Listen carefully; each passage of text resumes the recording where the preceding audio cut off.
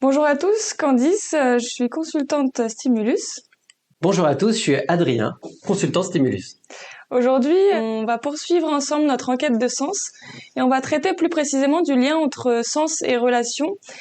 Déjà, compte tenu du fait que le sens au travail repose inévitablement sur les caractéristiques individuelles de chacun, on va voir que la perception de ce sens au travail par l'individu, elle est déterminée.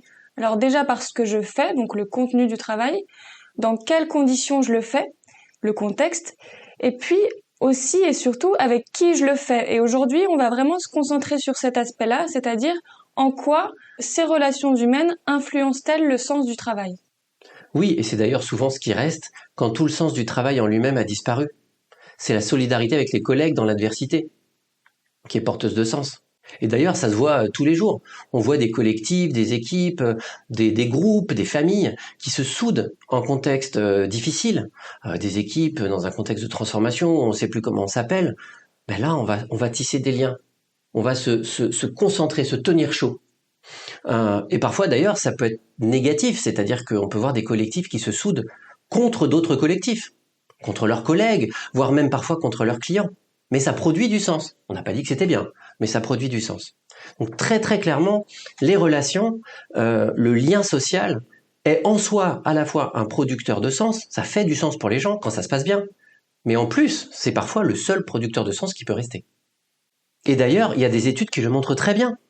Si moi, en tant qu'individu, je perçois positivement mes relations dans mon lieu de travail, d'ailleurs ailleurs aussi, hein, mais dans mon lieu de travail, avec ma hiérarchie, mes collègues, les interlocuteurs extérieurs à mon entreprise, mes clients, etc., eh bien, c'est montré que je vais avoir tendance à trouver davantage de sens à mon travail.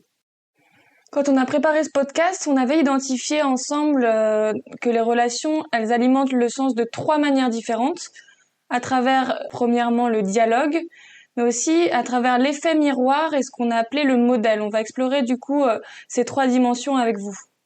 Ouais, alors déjà, si on reprend le dialogue, c'est en fait tout simplement la possibilité d'échanger sur le travail. Laisser la place à l'échange, au débat. Ne pas être d'accord, discuter de comment on fait telle chose ou qu'est-ce que c'est que faire bien son travail, qu'est-ce que c'est que le travail bien fait. Et ça, c'est très utile pour les gens, pour une raison toute bête, c'est que ça permet de donner aux travailleurs, aux collaborateurs, des repères. Ça leur permet de se développer dans une mise en sens au travail. Je ne sais pas si vous vous rappelez ce qu'on s'est dit lundi. On a parlé du travail au sens de l'orientation. Comment je me développe. Pour me développer, il faut que j'ai des repères. Et le collectif est un extraordinaire fournisseur de repères. Quand on parle de collectif, dans l'imaginaire, souvent on peut penser à nos homologues, à nos collaborateurs proches, l'équipe euh, qu'on fréquente vraiment au quotidien dans le cadre de notre activité. Moi, je me demande si ça peut pas aller au-delà, ce terme de collectif. Bien sûr, c'est bien au-delà de la notion d'équipe. Ça peut être avec les clients, ça peut être au sein d'un projet, ça peut être entre équipes. Peu importe, à partir du moment où on a l'habitude au quotidien d'avoir des liens avec les personnes. Mais je voudrais revenir sur cette histoire de dialogue sur le travail. Le dialogue sur le travail, on a vu, produit des repères. Mais c'est aussi une extraordinaire protection quand autour ou quand l'équipe est confrontée à de l'incohérence. Quand on me demande de faire des choses qui sont impossibles à faire, ou quand on me demande de faire et de la qualité et faire ça rapidement et que je sais que c'est impossible. Eh bien, là, en équipe, on va échanger là-dessus. Déjà, constater l'incohérence ensemble. On se tient chaud quand on dit ça. Mais aussi, on peut tricher ensemble. On peut faire des choix. D'accord? Et ça, c'est extrêmement protecteur. Pourquoi? Parce que face à une contradiction, face à des exigences qui sont en opposition l'une avec l'autre, tricher ensemble, c'est remettre de la cohérence et donc remettre du sens là où il n'y en avait pas. Et c'est extrêmement protecteur pour les personnes. Ok, donc là, on avait notre première idée que le dialogue va alimenter le sens. Ensuite, je vous parlais de l'effet miroir, et c'est vrai qu'on peut voir que dans le cadre professionnel, les relations, ça va être l'occasion pour chacun de donner à voir son rapport au monde, de donner à voir son rapport au travail, à l'entreprise, et donc d'une certaine manière, ça va participer à notre construction identitaire en fait. Et c'est ça qu'on entend derrière effet miroir. Exactement. En fait, ce qu'il faut vraiment bien avoir en tête, c'est que le collectif est la principale, l'essentielle source de reconnaissance. Le salaire est important, mais les échanges que je peux avoir avec mes collègues, le fait qu'ils me renvoient le fait que j'ai bien bossé, que je suis un bon professionnel, que j'ai les bons comportements aussi, que j'ai une posture éthique ou morale, qu'on soit valorisé là-dedans. Ou au contraire, qu'on puisse avoir des débats ou des échanges, ou qu'on me renvoie le fait qu'il faut que je progresse sur tel ou tel aspect, ça c'est quelque chose qui me reconnaît. Et ça produit du sens pour moi. Je suis inclus dans un collectif. Et c'est en ce sens qu'ils font miroir. Ils me renvoient qui je suis, en tant que professionnel, en tant que collègue, en tant que voisin. Ils me renvoient qui je suis et m'aident éventuellement à changer, à me positionner, à m'individualiser ou à me mélanger dans le collectif. Et ça produit énormément de sens pour les gens. C'est ce qui fait que parfois les gens disent mon boulot c'est ma famille, sans que nous jugions que ce soit bien ou pas. Donc là, on a vraiment un effet miroir. Autrement dit, comment le collectif de travail devient une source de reconnaissance à différents niveaux. Et puis notre troisième piste de réflexion, elle concernait en quoi l'autre devient modèle ou contre-modèle dans mes pratiques et dans ma recherche de sens. Effectivement. La troisième manière par laquelle les relations produisent du sens, c'est en produisant des modèles et des contre-modèles. Mais qu'est-ce que j'entends par là?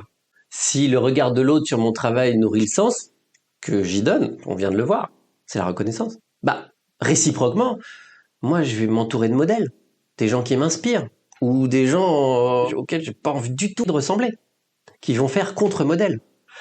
Pas parce qu'ils sont pas bons, ils peuvent être pas bons, mais aussi peut-être parce qu'ils se comportent pas comme il faut, parce qu'ils ont pas la bonne éthique dans leur travail, parce qu'ils se comportent pas bien avec leurs collègues. Et en ce sens-là, les autres me régulent en fait, me permettent aussi de me positionner par rapport à mon travail et par rapport au sens qu'il va produire.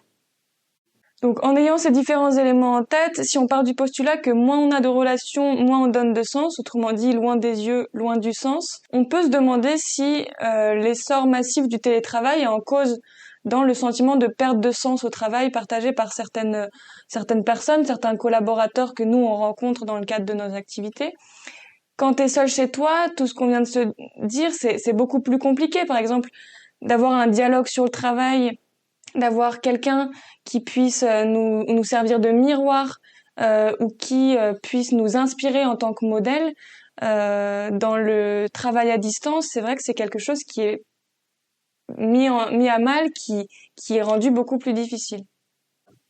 C'est marrant, ça me rappelle une expérience perso.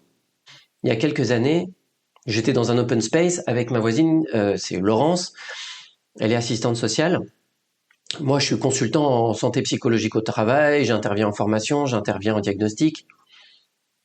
Et elle, son job, c'est d'aider des personnes qui ont des difficultés de type social à résoudre leurs problèmes. Et je devais bosser sur je ne sais quoi. Et puis elle décroche son téléphone. Et elle a quelqu'un qui lui parle, manifestement très agressif. Cette personne, elle devait aller très très mal, elle devait avoir de grandes difficultés, pas avoir de logement, voilà, quelque chose de très lourd. Mais il était aussi très agressif. Moi, j'entendais pas évidemment la conversation de la personne. J'entendais que la réponse de Laurence. Mais j'ai appris énormément pendant ces quelques minutes. J'ai appris à voir comment elle était ferme avec la personne, c'est-à-dire qu'elle ne discutait pas tant que la personne s'était pas calmée. Et j'ai appris aussi à voir qu'une fois qu'elle avait calmé la personne, elle pouvait là travailler concrètement, pas à pas, et lui donner les instructions pour qu'il puisse corriger son problème. Et ça a émergé, c'était là, c'était une incidence, c'était le hasard en fait. Moi j'ai grandi avec ma voisine. C'était fugace, c'était 5 minutes. Ça, je suis pas sûr que ce soit possible à distance. Demain, on s'intéressera à voir comment les entreprises essayent de produire du sens. À jeudi.